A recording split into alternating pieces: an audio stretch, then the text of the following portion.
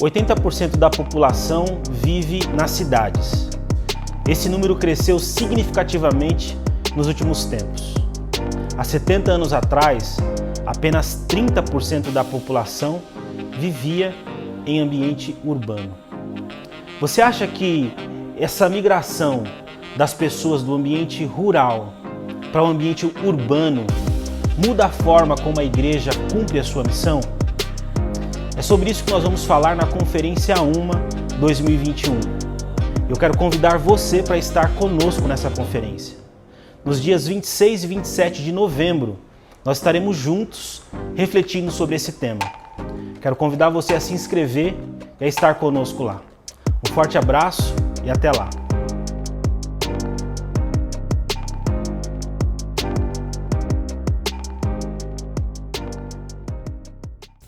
Olá, graça e paz. Esse é o programa Texto e Contexto, um espaço online da Igreja Adventista da Promessa, onde nós conversamos sobre temas de natureza doutrinária e teológica. Eu sou o pastor Eleilton e é uma alegria ter você por aqui. Nos programas Texto e Contexto desse mês, nós estamos conversando sobre a teologia da evangelização. Já falamos aqui sobre o que é evangelização, tivemos um programa apresentando os fundamentos, as bases dessa importante tarefa deixada por Jesus para a sua igreja e, na última semana, conversamos sobre o conteúdo da evangelização. Nesse terceiro programa da série, nós vamos continuar falando um pouco mais a respeito desse tema. E antes de eu apresentar os convidados que nos ajudarão nessas discussões do programa de hoje, eu queria convidar você a compartilhar o link desse programa com seus amigos, com seus familiares, para que outras pessoas também tenham acesso ao programa Texto e Contexto, sejam abençoadas com esse conteúdo, edificadas com aquilo que será ministrado e apresentado no nosso programa. Bom, estão aqui nos ajudando no programa de hoje, com a graça de Deus, mais uma vez, os pastores Kennedy e Josias. Deus abençoe vocês, sejam muito bem-vindos novamente ao programa Texto e Contexto. Amém, amém, pastor Josias, é uma alegria, pastor Eleilton, os irmãos que nos assistem. É um prazer estar aqui mais uma vez para que nós possamos falar da palavra de Deus. Para nós sempre é uma satisfação estar junto com os irmãos, tratando de estudos bíblicos, a gente gosta muito. A audiência nossa sempre fala que é seleta, pois deseja muito os temas bíblicos. E é um prazer estar aqui. Paz, pastor Kennedy, pastor Eleilton.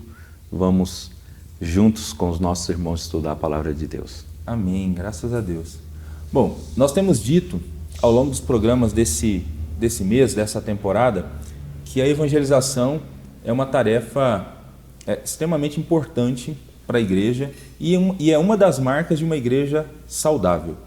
Citamos aqui nos dois últimos programas, inclusive, o livro do Mark Dever, onde ele lista alguns sinais de uma igreja saudável e coloca um correto entendimento sobre a evangelização como uma marca de uma igreja que tem saúde.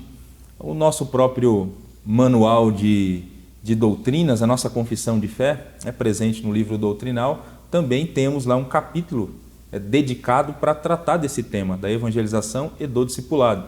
Exatamente porque acreditamos mesmo que esse tema é um tema importante e relevante. É por isso, você que está nos acompanhando, nós temos reservado esse tempo durante esse mês de setembro, especialmente porque esse mês é um mês que se fala muito a respeito de evangelização, por ser conhecido tradicionalmente como mês de missões. Temos falado muito sobre esse tema, reconhecemos a importância do mesmo. Bom, nesse programa nós vamos falar um pouco sobre a urgência da tarefa da evangelização, conversar um pouco sobre o que a Bíblia Sagrada fala a respeito dessa questão. E aí eu queria começar com o pastor Kennedy, que nos ajudasse aqui, olhando para a Escritura Sagrada. Nós temos base bíblica suficiente para dizer que, de fato, a evangelização é uma tarefa urgente da igreja, é uma tarefa que a igreja não pode deixar para amanhã?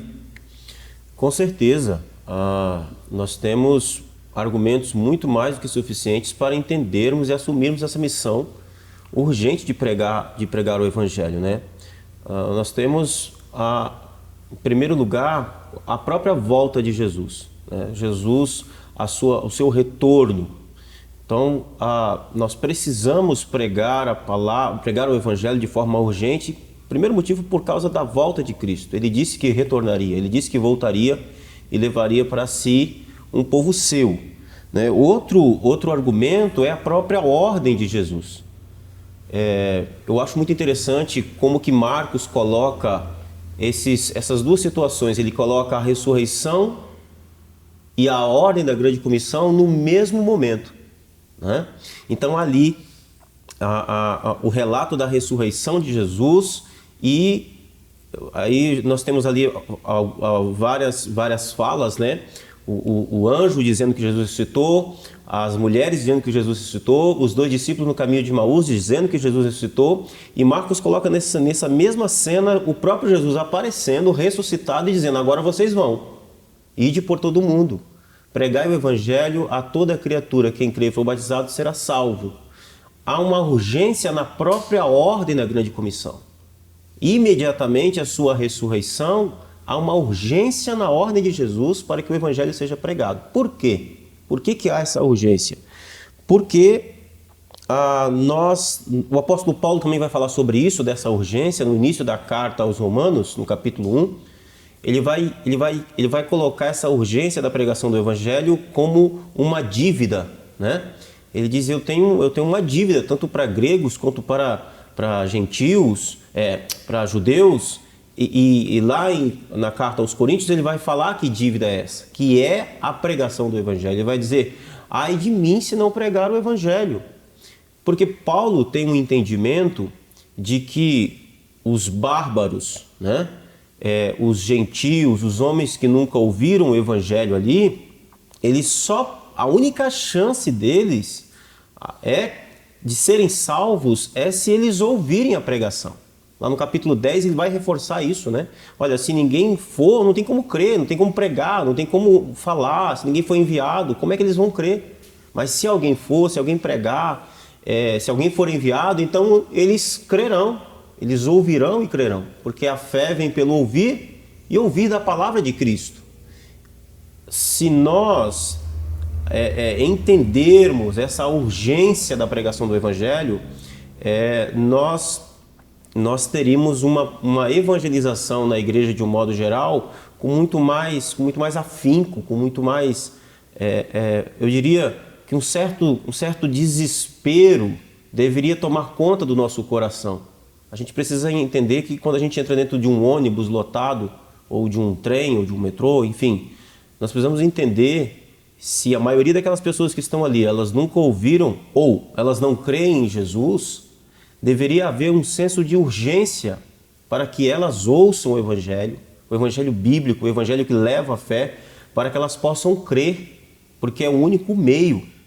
Então, a palavra de Deus está repleta de textos que falam dessa urgência. Eu quero terminar minha fala com uma mulher que eu acho que ela entendeu essa urgência, que é a Sophia Miller, né? Aquela missionária americana que passa 40 anos da sua vida na selva amazônica, e ela tem uma frase que é muito interessante, né?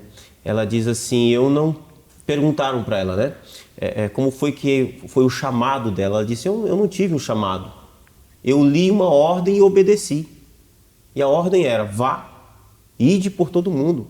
Esse é um senso de urgência que a gente precisa ser tomado, né? De que o evangelho precisa ser pregado com muita urgência. É o senso de urgência que havia no coração do apóstolo Paulo, é o senso de urgência que havia no coração de Jesus. É absolutamente urgente que o evangelho seja pregado com muito afinco, com muita dedicação, com muito empenho. Amém. Eu penso que essa tarefa é uma tarefa tão importante que não pode ser postergada mesmo. Quando a gente olha para os evangelhos, nos 4 evangelhos nós temos essa ordem dada por Jesus, né? Muda-se os detalhes Sim. do comissionamento, mas é uma questão que cada evangelista, ao escrever seu evangelho, fez questão de colocar que Jesus nos desafiou a pregar o evangelho. Isso só reforça o quanto de fato é importante, é urgente essa tarefa da evangelização, né?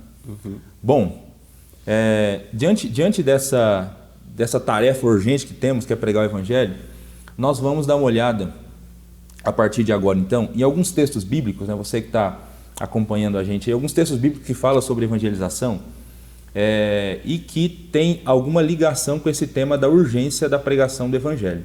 Então, a nossa proposta aqui é tentar interpretar alguns desses textos, né, e ver o que esses textos ensinam para a gente. O primeiro deles é aquele texto que Jesus apresenta a pregação como um sinal importantíssimo do seu regresso. Aquele texto que Jesus diz que o evangelho do reino seria pregado a todas as nações e então viria o fim. Eu queria que o pastor Josias ajudasse a gente a compreender esse texto, né? Parece que nesse texto Jesus ressalta aquilo que o pastor Kennedy acaba de comentar, né, sobre o quanto essa tarefa é importante. É tão importante que até o final, até o regresso dele, ela estará sendo feita e, aliás, ele não retornará enquanto essa pregação não for amplamente feita em todas as etnias. Comenta para a gente. Sim, pastor Elito. Jesus disse em Mateus 24:14, falando que essa pregação do evangelho é um sinal do regresso dele.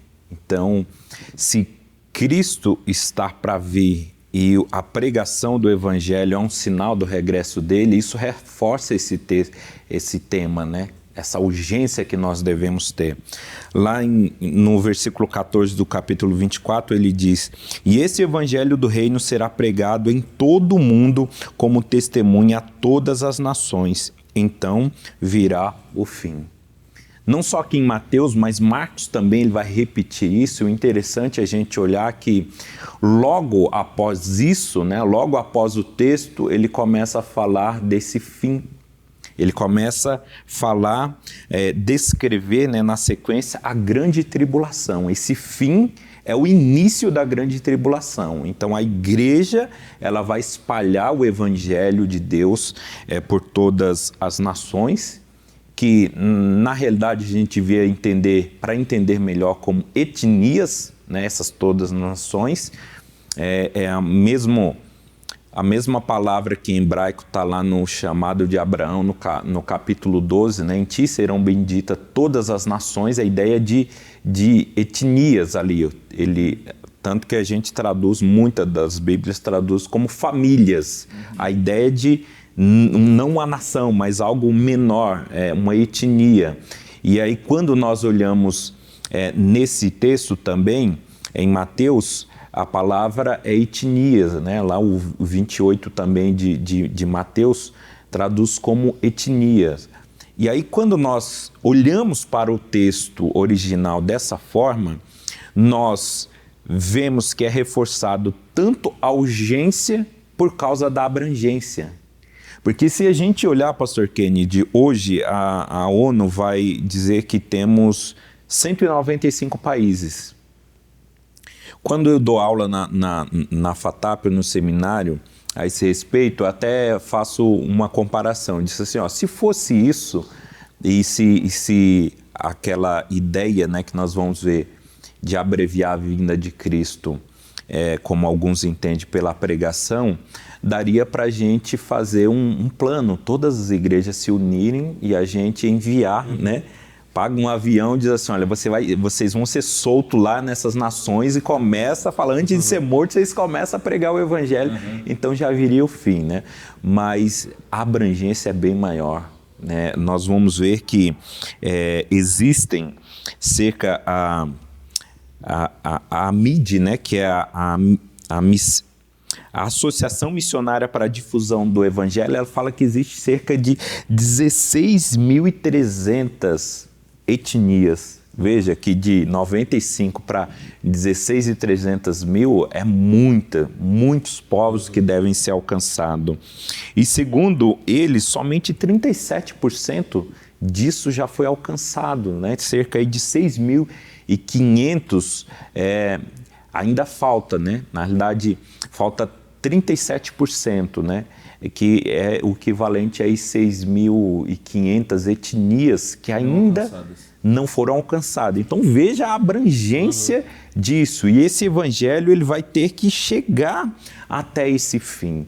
E nós, como igreja, como o pastor Kennedy falou, devemos colocar esse senso de urgência, não olhar para esse tanto que falta, porque alguém pode olhar esses números e enxergar aí o copo meio vazio, outros vão enxergar meio cheio, né? Assim, não, falta 6.500 ainda, mas quase 10.000 já foram alcançadas, né, dessas.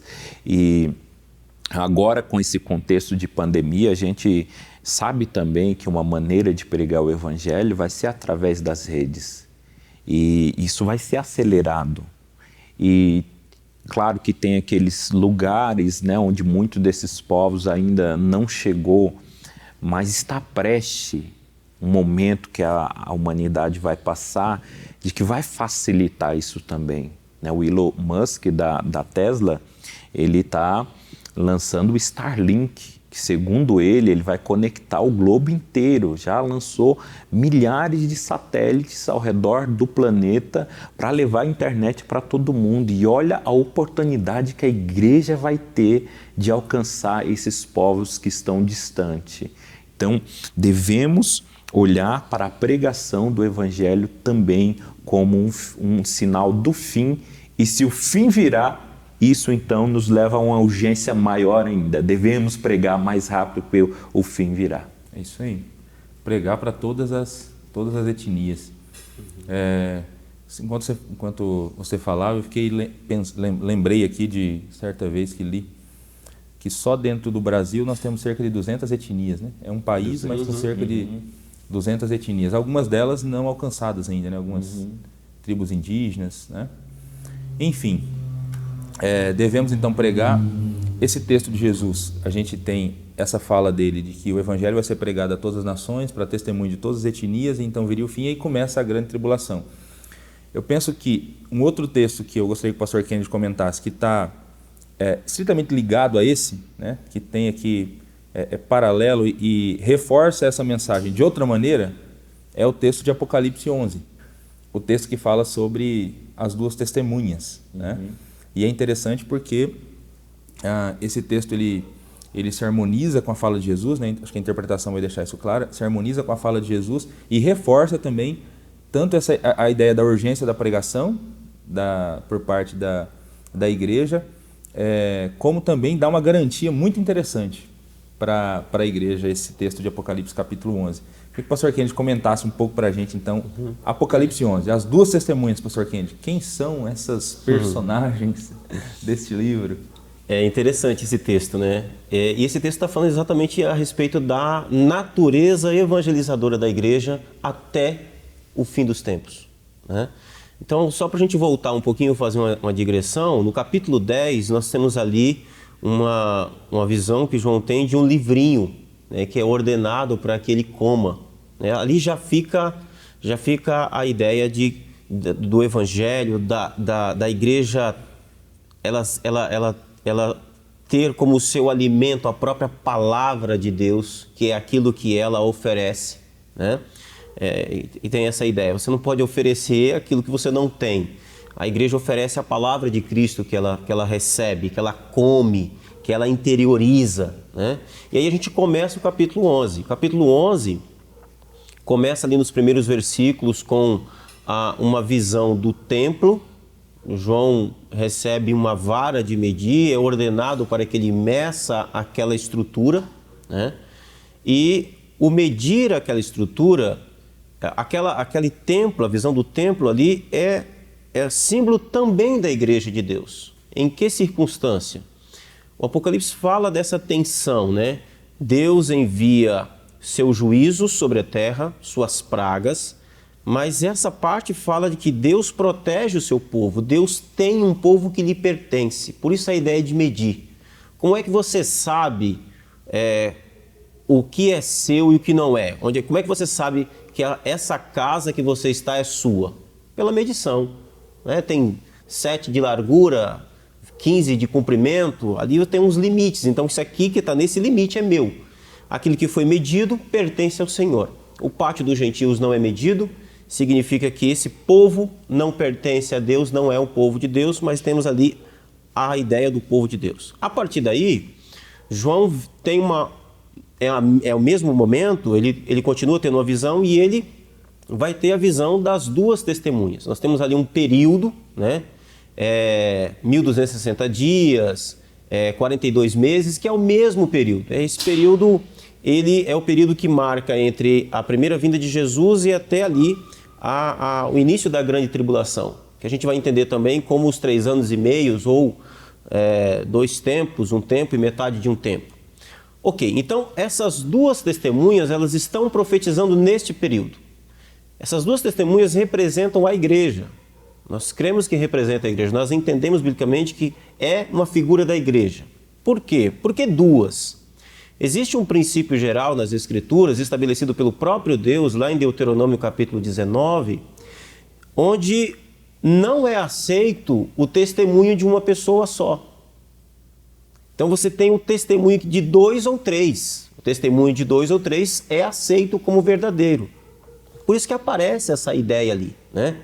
E ali nós temos algumas características, não dá tempo da gente entrar aqui, mas essas tem a característica do profeta, dos sinais. Então, essas duas testemunhas representam a igreja de Cristo durante o período que vai da primeira vinda de Jesus até o início, o surgimento do anticristo, da grande tribulação.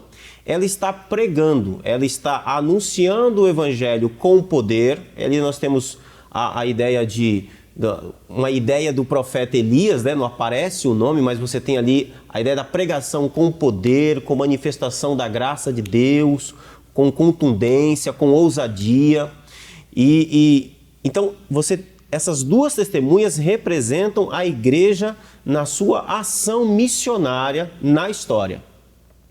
É da característica, é da natureza da igreja. Então a ideia de urgência da pregação do evangelho não é nem uma questão de método, de estratégia, é uma questão da natureza da igreja. O ser da igreja tem urgência em pregar o evangelho com ousadia, com poder, até o fim dos tempos, até que vamos chegar no momento onde ela vai sofrer a perseguição, né?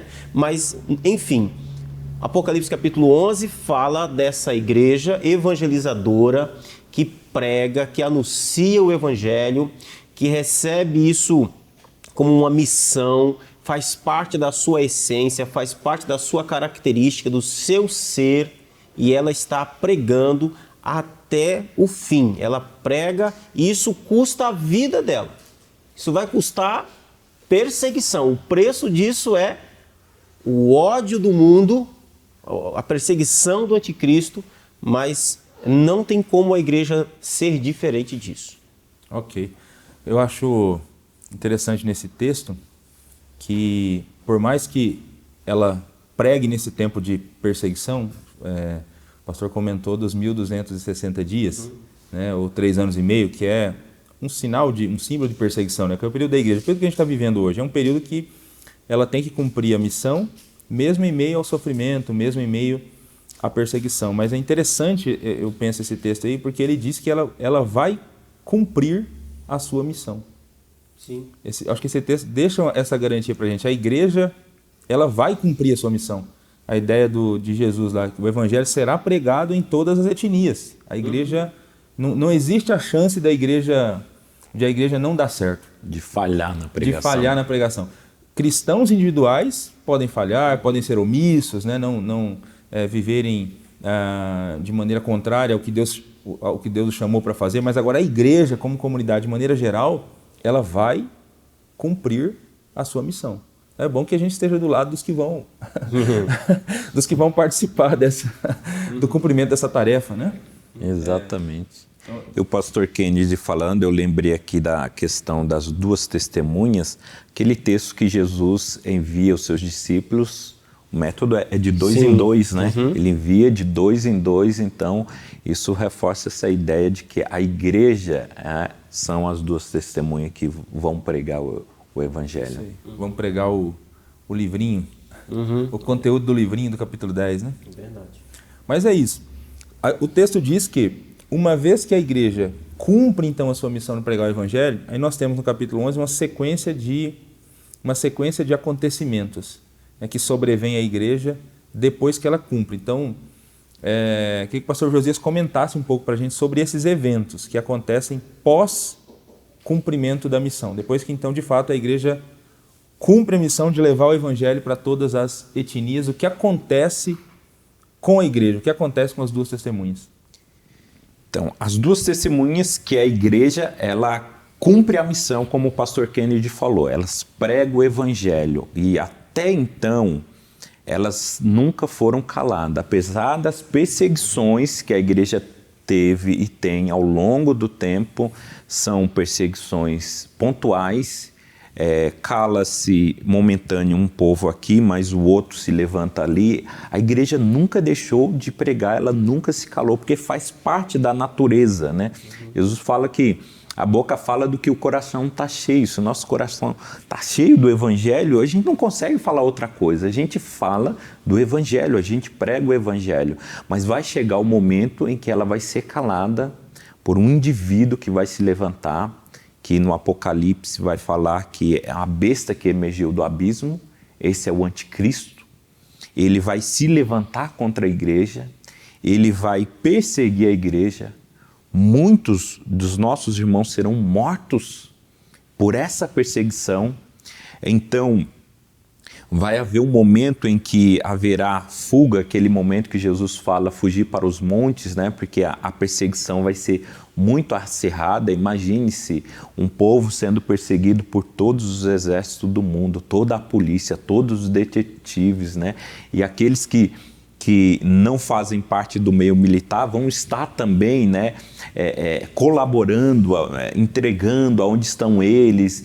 Então vai ser uma perseguição muito acirrada, muitos vão ser mortos. E aí onde o texto do Apocalipse fala que as duas testemunhas serão caladas, silenciadas, serão mortas, seus corpos vão ficar expostos em praça. Haverá um grande regozijo, né? Pelo mundo. Os ímpios vão se alegrar com a derrota aparente da igreja. A igreja não foi derrotada, mas na cabeça deles ela foi derrotada. Elas vão admirar com um espanto muito grande, porque alguém conseguiu fazer isso. O anticristo, a besta vai ser admirada por causa desse grande feito, coisa que ninguém conseguiu na história. Ele vai conseguir, então vai ser muito admirado. Nesse momento, vai ver o momento de zombaria, né? Vão tripudiar em cima da igreja, achando que ela foi derrotada.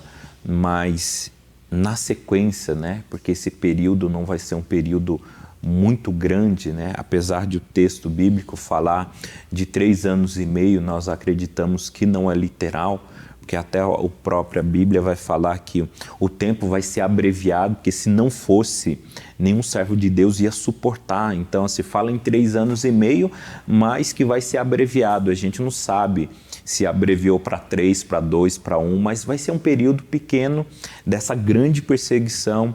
Então, depois disso, será tocado as trombetas, né? A 7ª trombeta vai ser tocada, com ela vai vir ali as pragas, né? Vai ser derramado as taças sobre aqueles que não têm o selo de Deus. Então, se por um lado a igreja sofre, né, a perseguição, por outro lado, os ímpios vão sofrer a ira de Deus, porque Deus vem em auxílio à sua igreja, Ele vem socorrer a sua igreja, e a maneira que Ele faz isso é derramando ali as taças, que haverá uma tribulação muito grande, né? Uma grande agonia sobre os perseguidores da igreja.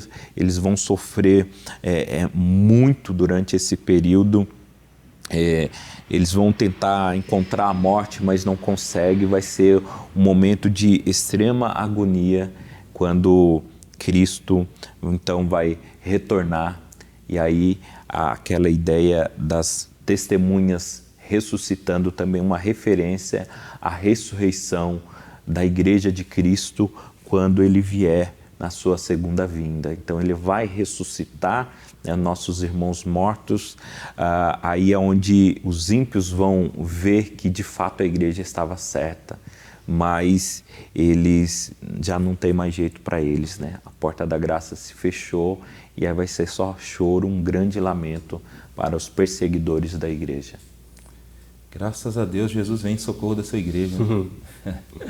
Será um tempo de difícil perseguição, né, de dura perseguição, mas a gente tem essa esperança, esse conforto da parte do Evangelho de que Jesus nunca abandonará a sua igreja, mesmo um período duro como será esse período da grande tribulação. Então a igreja cumpre a sua missão de pregar o Evangelho para todas as etnias, e aí, conforme Jesus disse lá, então verá o abominável da desolação. Então é o anticristo que vai surgir, e aí vem toda a perseguição sobre a igreja. Sabe o que me chama a atenção nesse texto? É a fala daqueles que estão zombando da igreja. Eles dizem assim, aqueles que atormentavam os habitantes da terra. Parece que a mensagem da igreja é um tormento para as pessoas. A mensagem da igreja é um tormento para os ímpios, né? A mensagem da igreja é uma mensagem que incomoda. A mensagem que a gente proclama é uma mensagem que incomoda. Né? Que às vezes eu fico me perguntando, né? Enquanto cristão, enquanto pastor, né? Numa igreja que está proclamando o evangelho, se a nossa mensagem continua incomodando de alguma maneira, né? Eu tenho a impressão que muitas igrejas adocicaram demais. E a mensagem do evangelho a palavra não ficou ficou doce só no paladar, mas no estômago também, né? Isso. Sim. Esse mundo ali de Apocalipse capítulo 11 odeia a igreja e tem o seu testemunho como uma coisa que a atormenta, porque o homem sem Cristo, ele odeia Deus. Ele é inimigo. A Bíblia é muito clara em classificar o homem sem Cristo, não regenerado, que não nasceu de novo, como inimigo de Deus. Há uma inimizade. É por isso que o apóstolo Paulo vai nos chamar de embaixadores, né, da reconciliação. Você não tem como... Se fala de reconciliação, você está falando de gente que se odeia, que está em guerra. Né? E é por isso que a Bíblia usa termos como rebeldia, impiedade. É isso. Então, o evangelho vai ser sempre um assunto que esse mundo não gosta, que esse mundo detesta. E os pregadores desse evangelho, obviamente, vão ser odiados por esse mundo. Né? E um ódio que vai chegar a esse ponto, né? Que parece, olhando para hoje, com toda essa política da boa vizinhança, parece que não vai acontecer isso, né? Chegar um momento de as pessoas odiar tantos outros, dizer mata mesmo, bem feito, é isso, tem que morrer, né? Vai ser um ódio extremo, né? A chegar a esse ponto, né? E a igreja vai sofrer isso. Aqui cabe um adendo, né? A gente é pós-tribulacionista por causa disso, né? Tem alguns que creem que não, né? Que a igreja vai ser tirada, ela não vai sofrer. Ela não vai sofrer as pragas da parte de Deus, mas a perseguição ela vai sofrer. A perseguição por parte dos inimigos de Deus. Até porque a leitura que eu faço é que haverá uma associação muito clara. Deus envia o seu juízo sobre os homens, mas a igreja é protegida desse juízo. Bom, não tem como perseguir Deus. Né? Então a gente persegue o povo de Deus. Essa associação é a associação que acontece lá no Egito, quando Deus vai libertar o povo de Israel do cativeiro do Egito. Né? Tem sempre essa situação. É isso aí. Bom, mais um texto bíblico que nós temos alinhado com essa visão, né, tanto da fala de Jesus, do evangelho sendo pregado a todas as etnias, depois começando o tempo do fim, como o anticristo, as duas testemunhas cumprindo a missão e depois surgindo a besta, sai lá a besta que surge do abismo. Nós temos também 2 Tessalonicenses. É um outro texto que fala também sobre o aparecimento do anticristo e que parece que há uma menção também à questão da pregação do evangelho como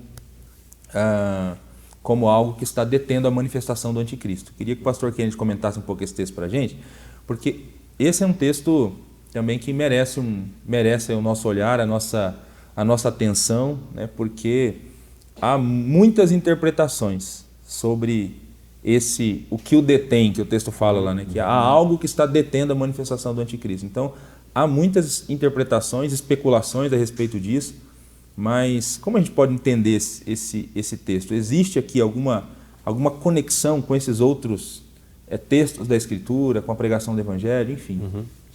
Aqui Paulo está lidando exatamente com essa dúvida, né? Havia uma certa ansiedade ali na igreja dos Tessalonicenses com relação a respeito da volta de Jesus, né? E Paulo disse, olha, calma, porque não é assim, né? Ele está para voltar, mas ainda precisa acontecer algumas coisas, né? E uma dessas coisas que precisavam acontecer, Paulo vai dizer que é o surgimento do homem da iniquidade, o anticristo mesmo, né? Que é, a gente vai entender que é a besta de Apocalipse capítulo 13. Então Paulo traz essa tranquilidade. E aqui, Apocalipse, em 2 Tessalonicenses capítulo 2, até continuando aquilo que a gente estava falando, né? Paulo descreve um cenário do mundo, como o mundo estará no surgimento desse anticristo. Paulo fala de uma grande apostasia. Então, o mundo será um mundo apóstata. Nós não teremos apóstatas isolados. Não, é um mundo apóstata aqui. É por isso que esse mundo apóstata persegue a igreja, lá em Apocalipse capítulo 11, zomba da igreja, escarnece da igreja, né? Então, é um mundo que odeia Deus, é um mundo apóstata. E é nesse bojo, é nesse movimento, é nesse cenário que surge o anticristo. E aí, Paulo vai lidar com isso. Bom, então, a volta de Jesus não é para agora, ele está dizendo aos Tessalonicenses, calma, primeiro o anticristo precisa aparecer, aí ele vai responder uma pergunta, tá? O que é que impede o surgimento do anticristo? Ele diz, olha, eu falei com vocês quando eu estava aí a respeito disso, mas ele não explica aqui, né? Mas ele só disse que vocês falou. Sabem. Vocês sabem, nós tratamos desse assunto aí, né? Talvez uma escola bíblica, né? É verdade. Então, assim, o que nós entendemos que detém o surgimento do anticristo é exatamente o cumprimento total da igreja na pregação do evangelho. Como nós já vimos, é um texto aqui reforçando o outro, né? Lá em Apocalipse capítulo 11 fica muito claro, quando ela termina os dias da sua profecia, é a expressão que aparece lá, ou seja, ela cumpriu a plenitude da sua missão de pregar o evangelho em todas as etnias, todos os povos. Então, o Deus, que é o soberano, que controla a história, então o mundo também estará pronto, a igreja cumpriu a sua missão, esse mundo odeia Deus como nunca odiou antes, né? Se levanta contra ele, odeia. Paulo fala aqui que ele se assentará no trono de Deus, né? A ideia ali de se assentar no coração do homem mesmo, né? Ele odeia tudo que é de Deus e é referente a Deus.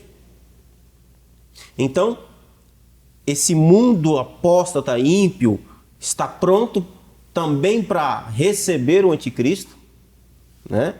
E a igreja cumpriu a sua missão. Então, respondendo à pergunta, o que a gente entende aqui que detém o surgimento do anticristo é exatamente o cumprimento da igreja em sua missão. Quando ela cumprir a sua missão de pregar o evangelho, e aí a gente tem uma coisa muito clara ali em Apocalipse capítulo 11, parece, né? Assim, ficar bem claro. Você tem dois povos no mundo aqui nesse período.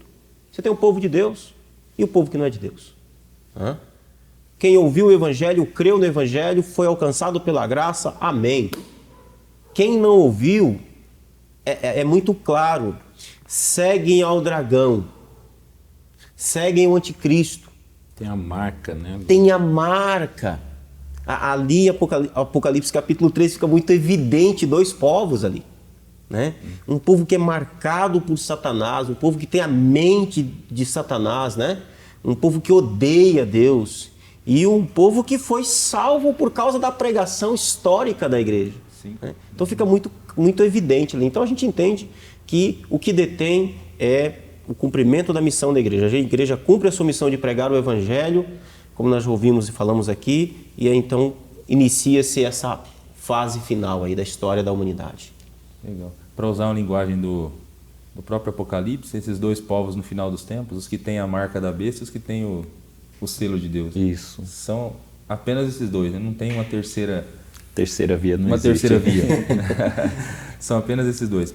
Mas é isso, eu acho interessante essa explicação de 2 Tessalonicenses 2, porque ela está conectada com os outros textos. É a própria Bíblia se harmonizando e reforçando essa mesma verdade, né? O Evangelho sendo pregado para iniciar, então, o tempo do fim, né? O surgimento do anticristo. Eu comentei que existem outras explicações. Eu ouvi um pastor falar certa vez de que o que está detendo a manifestação do anticristo seria a presença do Espírito Santo aqui na Terra. E aí um dia que o Espírito Santo for tirado, então aí o anticristo aparece. Mas é meio estranho pensar no Espírito Santo, o Espírito Santo sendo tirado da Terra com a igreja aqui na Terra. Porque nós acreditamos, como o pastor Josias já comentou, né, somos pós-tribulacionistas, a igreja, ela passa pela grande tribulação. Ela estará na Terra durante a grande tribulação. É meio sem nexo pensar no Espírito Santo deixando a Terra, né, deixando a igreja aqui na Terra. Não faz nem sentido a ideia de uma igreja sem a presença do Espírito Santo. Não tem sentido nenhum isso, né? Não tem como você desassociar a existência da igreja sem a presença do Espírito Santo nela, em momento nenhum. Não tem como, né? Não tem como você pensar de evangelização sem a ação do Espírito Santo, né? É impossível. Para ser lógico isso, só se crêssemos então que a igreja vai embora junto também, né? Não enfrenta. Mas ainda não seria lógico também, né? Porque os que creem dessa forma, eles falam de uma segunda leva, que aí essa ia se converter pela tribulação, mas que quem convence é o Espírito, como que haveria uma segunda leva sem o Espírito se converter? Não tem como, não fecha a conta de jeito nenhum. A gente já percebe a própria realidade, né? Há uma luta, exige-se sangue, dedicação, pregação com temor e tremor para que o ímpio se converta hoje com a presença do Espírito Santo. Você imagina se você tira o Espírito Santo dessa equação, como é que esse povo vai crer? Não crê. Você tira o Espírito Santo desse mundo, não faz o menor sentido, né? Não faz sentido nenhum isso.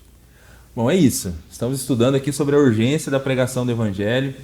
Nós analisamos aqui alguns textos bíblicos, o texto da fala de Jesus, né, que o Evangelho seria pregado a todas as etnias e viria o fim. O texto das duas testemunhas, Apocalipse capítulo 11, elas cumprem o tempo da sua profecia e surge a besta, tem uma besta que surge do abismo, que é o próprio anticristo. E também 2 Tessalonicenses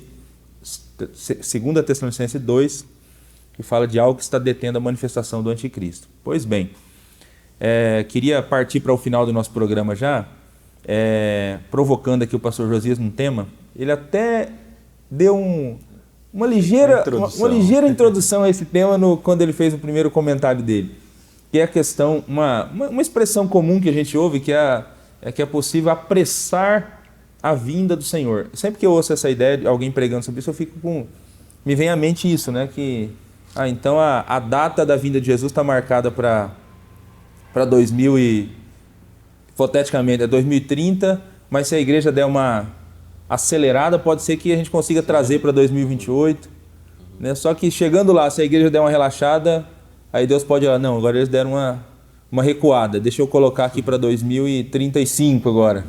E aí, será que a agenda de Deus está aberta? Sim, é possível. Se a igreja der um gás na pregação, ela vai antecipar aí o dia do retorno de Jesus. É possível apressar, ou a vinda do Senhor Jesus já está determinada no cronograma de Deus, o dia que ela acontecerá?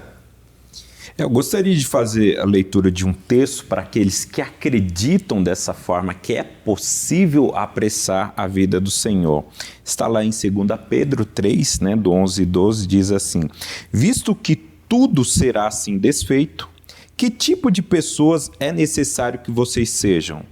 Vivam de maneira santa e piedosa, respeitando o dia de Deus e apressando a sua vinda. Naquele dia os céus serão desfeitos pelo fogo e os elementos se derreterão pelo calor. Então, aqueles que acreditam, né, que essa data não está fechada do retorno de Cristo, que ela depende da pregação da igreja, então ela pode ser alterada, eles fazem uma interpretação errônea, né, do texto, que fala justamente que nós devemos esperar o dia de Deus e apressar a sua vinda. Então, tem como apressar? Aí aqueles que entendem que sim, diz que com a pregação do Evangelho a gente consegue apressar a vinda do Senhor. Mas se pegar somente o texto fora do contexto, né, não levar em consideração outros textos bíblicos, pode-se chegar a essa conclusão, mas quando nós pegamos o todo, né, tentar interpretar o particular com o todo, nós vamos ver, por exemplo, lá em Atos, que Jesus fala que os dias e épocas já foram determinados pelo Pai, né? Em Apocalipse a gente chega a falar, ler, né, que lá está escrito dia, mês e ano. Tem uma data específica, correta. Então, o problema então deve ser com a interpretação do texto, porque se tem vários outros textos falando o contrário, então o problema está com a interpretação do texto. E quando nós olhamos para a interpretação do texto, quando a gente olha no original esse apressando a vinda do Senhor, está mais para um desejar que ele volte rápido. É um anseio de que Cristo venha estabelecer o seu reino definitivamente. Então, a gente, além de aguardar, a gente espera, ele vai vir sim, de fato ele vem, a data já está marcada, o Pai já determinou essa data. Em uma ocasião, Jesus falou que nem o Filho não sabe, porque foi determinado pelo Pai. Então, está determinado, vai vir, chegar essa data mesmo. E além de a gente ter essa certeza, não basta somente ter a certeza, a gente tem que querer isso. Nós devemos desejar isso acontecer. Então, vamos aguardar a vinda do Senhor, desejosos de que Ele venha. Não com aquela ideia de, Senhor, espera mais um pouquinho, não casei. Senhor, espera mais um pouquinho, tem muita coisa para viver ainda nesse mundo. Não, a ideia de assim, olha, o dia virá e a gente quer que chegue, a gente deseja isso. Então, interpretando dessa forma, a forma correta vai reafirmar novamente a urgência da pregação, porque o dia já está estabelecido, ele virá. Então a gente tem que correr para pregar o Evangelho, porque a data já está estabelecida e se chegar essa data, as pessoas ficar muito serviço para fazer, que a gente sabe que não vai ficar, porque a igreja, mesmo alguns falhando, os outros vão cumprir a missão, mas para aqueles que falham fica essa urgência, né? Não podemos falhar porque a data já está estabelecida e mais tempo ou menos tempo vai chegar esse dia, então a pregação do Evangelho deve ser urgente.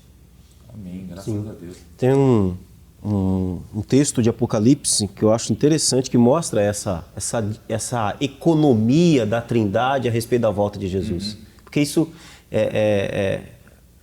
às vezes o pessoal fica naquela discussão, né? Jesus sabia ou não sabia? Não se trata de se sabe ou não sabe. Ali Jesus está falando de administração.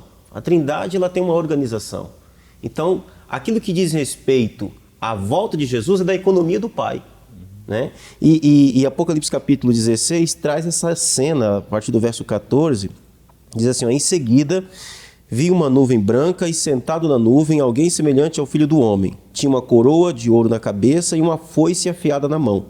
Então outro anjo veio do templo e gritou bem forte para aquele que estava sentado na nuvem: use a foice e comece a ceifar, pois chegou a hora da colheita.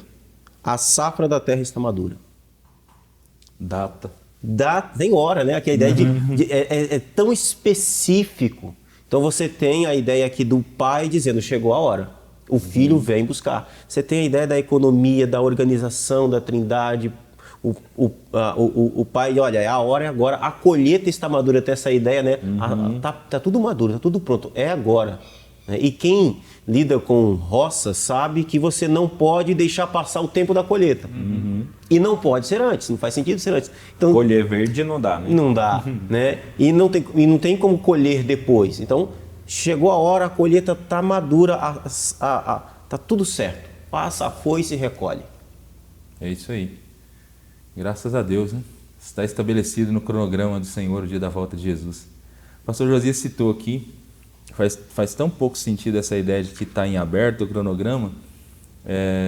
Acho que você citou aqui uma cena do capítulo 9 de Apocalipse também, acho que depois que a sexta trombeta é tocada, que aí liberam lá alguns anjos para infligir alguns flagelos lá, alguns anjos que estavam reservados para aquele dia Dia, hora e... Dia, mês e ano. Dia, mês e ano.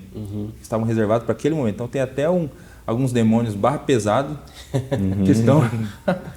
que tem hoje a sua atuação restringida por Deus. Sim. E que tem um dia, mês e ano certo para que Deus libere para que eles ajam, né, para trazer juízo sobre a terra. Enfim, até esse dia chegar, meu irmão, minha irmã, aguardemos ansiosamente o dia da volta do Senhor Jesus. Estamos chegando ao final do programa desse contexto de hoje.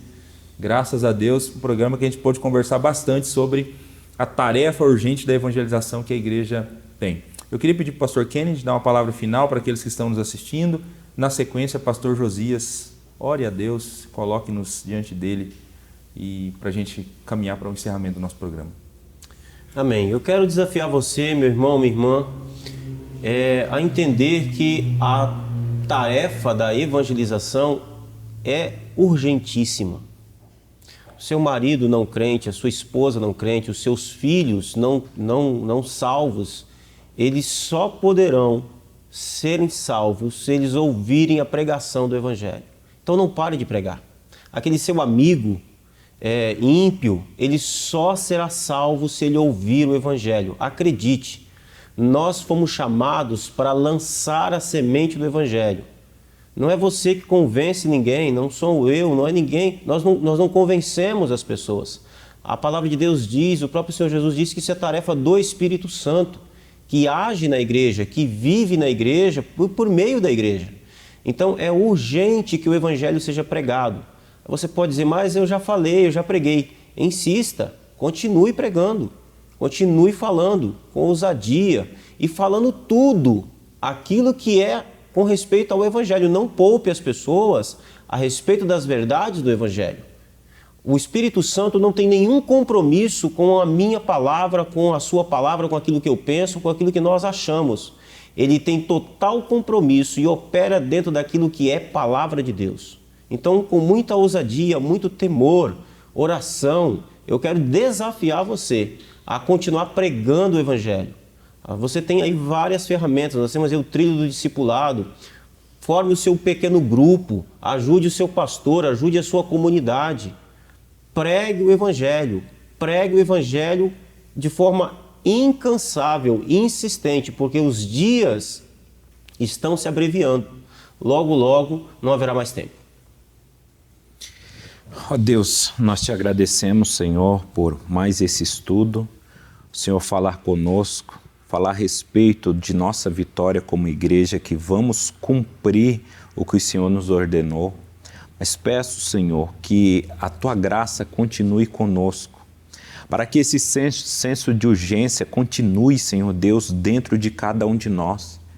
Que nenhum de nós possamos vir dormir o sono da indolência diante de tanta urgência. Que todos nós possamos, inspirados, iluminados por Teu Santo Espírito, pregar essa palavra e ver os escolhidos Teus sendo revelados, sendo publicado sua fé. Nós cremos nisso, Senhor, por isso que pesa sobre nós essa responsabilidade e é o que nós desejamos, pregar o Evangelho do Teu Reino, para que os nossos irmãos também façam parte dessa igreja, para que possamos juntos enfrentar o fim dessa história e o fim será glorioso com a vitória da Tua igreja. Muito obrigado por isso, muito obrigado, Deus, em nome de Jesus. Amém. Amém. Obrigado, pastor Josias, obrigado, pastor Kennedy. Obrigado a você que nos acompanhou até aqui no programa Texto e Contexto, que está tratando sobre a evangelização. Que Deus possa abençoar a sua vida. Se você ainda não fez a sua inscrição para a Conferência Uma, quero aproveitar esse momento também para lhe convidar a acessar o hot site da conferência, conferenciauma.org. Missão em Movimento, Deus de todas as cidades, será o tema da conferência desse ano, os dias 26 e 27 de novembro. Entre lá no hot site, acesse o tema das palestras principais, das trilhas que teremos na conferência e faça a sua inscrição. Não deixe de participar desse importante evento onde nós seremos desafiados a cumprir a nossa missão na pregação do Evangelho do Senhor Jesus. Desafiados e também capacitados para tal é por meio das ferramentas que serão disponibilizadas na conferência. É isso, Deus abençoe a sua vida. Na próxima semana estaremos juntos novamente para falar sobre o tema da evangelização e vamos falar um pouquinho sobre evangelização e eleição, evangelização e soberania de Deus, como conciliar essas duas questões. Deus abençoe a sua vida e até lá.